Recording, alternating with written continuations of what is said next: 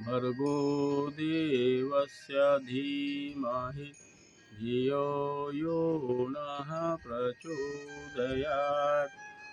ओम कृष्णाय वासुदेवाय हरे परमात्मने प्रणतक्लेशनाशाय गोविन्दाय नमो नमः।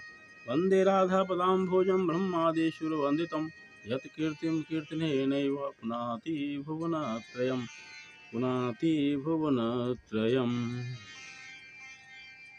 सभी भागवत प्रेमियों को राधे राधे।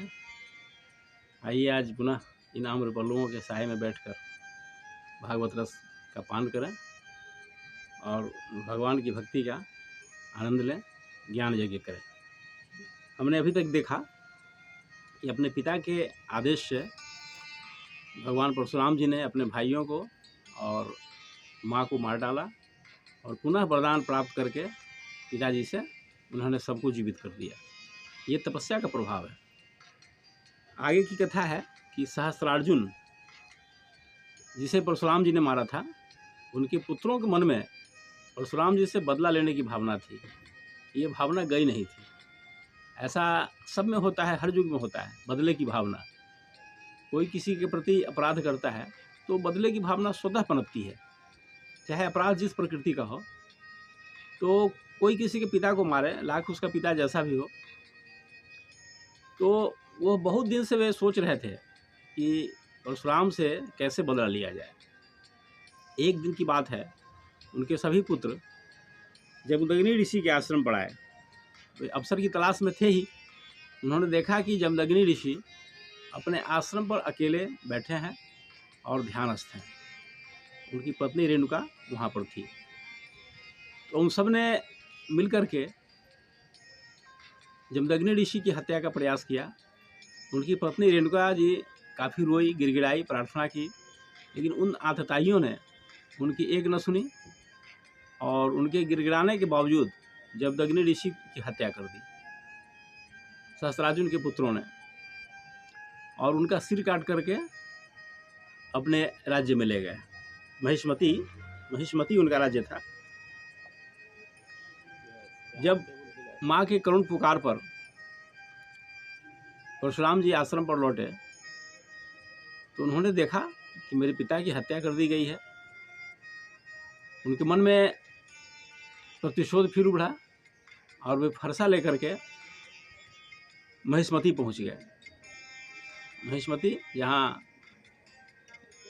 इनके सहस्त्रार्जुन की राजधानी थी, वहाँ पहुँचे और सहस्त्रार्जुन के सभी पुत्रों का सिर काट दिया और सबका सिर ला करके सबका सिर महिष्मती के नगर के बीचों बीच पर्वत की तरह खड़ा कर दिया।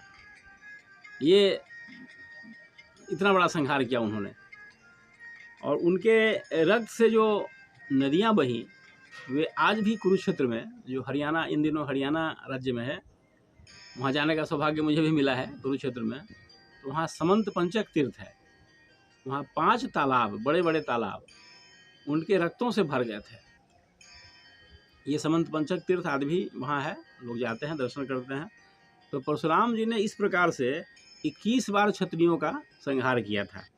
ये क्षत्रिय उस जमाने में बड़े नीच प्रकृति के हो गए थे। क्षत्रियों का जो धर्म था उस धर्म को भूल गए। मनुष्य को अपना स्वधर्म कभी भूलना नहीं चाहिए। हमारे यहाँ जो वर्णाश्रम धर्म की व्यवस्था की गई है, 4 वर्ण और 4 धर्मों की, आश्रमों की, ये बड़ा वैज्ञानिक है और मनुष्य को जीवन लक्ष्य की प्राप्ति कराने के लिए ये बड़ा ही आवश्यक होता है। इस पर कभी हम लोग चिंतन मनन नहीं करते हैं, इसलिए इसका महत्व नहीं समझ पाते हैं। ये बड़ा ही वैज्ञानिक है। तो इन सब से दूर होकर के ये पाप कर्म करने लगे। ऐसी बात नहीं थी कि इसके पीछे कोई कारण नहीं था। उनकी हत्या के पीछे बहुत बड़ा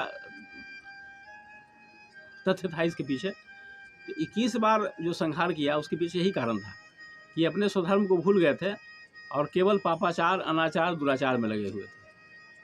तो उन्होंने सबको मारा और पिताजी के का जो सिर था वो ले गए थे, उनको ले आए और पुनः उसको जोड़ दिए। देखिए ये कितनी बड़ी बात है मेडिकल साइंस के लिए। आज अगर ऐसी घटना हो तो लोग कहते हैं कि बहुत बड़ी उपलब्धि है। ये तो हमारा ज्ञान विज्ञान, हमारे जो भारतवर्ष है, हमारे जो ऋषियों का ज्ञान है ये अति प्राचीन काल से है। आज भी इस तरह के चिकित्सा कर्म किए जाते हैं, ठीक है, अब ये बहुत बड़ी बात है आज के मानव समाज के लिए। लेकिन अगर कोई वैज्ञानिक या कोई डॉक्टर ये समझता है कि हमने पहली बार ऐसा किया है, ऐसी बात नहीं है। ये प्राचीन भारत में इसकी विद्या लोगों के पास थी और ऐसा होता था। तो उन्होंने सिर को जोड़ दिया और वे पुनः जीवित हो गए। उसके बाद वे सप्तऋषियों में 7वें ऋषि बने। जमदग्नि ऋषि सप्तऋषि मंडल में चले गए और 7वें ऋषि बने।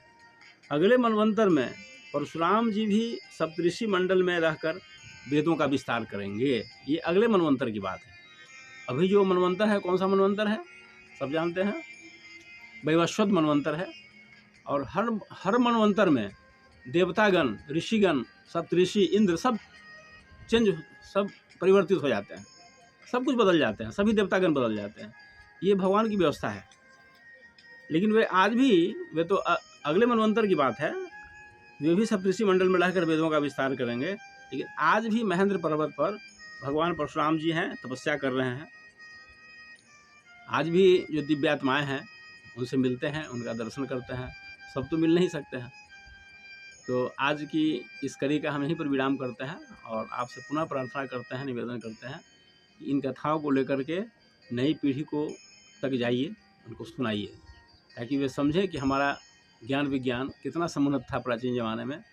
विदेशी आक्रांतागण आए और यहाँ सब लूटपाट कर दिए। आप सब जानते हैं कि नालंदा विश्वविद्यालय में जो आग लगी थी वो 6 माह तक जलता रह गया और बहुत सी किताबें, बहुत सी पुस्तकें ज्ञान विज्ञान की विदेशी आक्रांता अपने देश भी ले गए और उन्होंने स्टडी किया, उसका अध्ययन किया और नए, कहते हैं कि नए शोध है और अपना मुहर मारकर हमारे पास पहुंचा रहे हैं।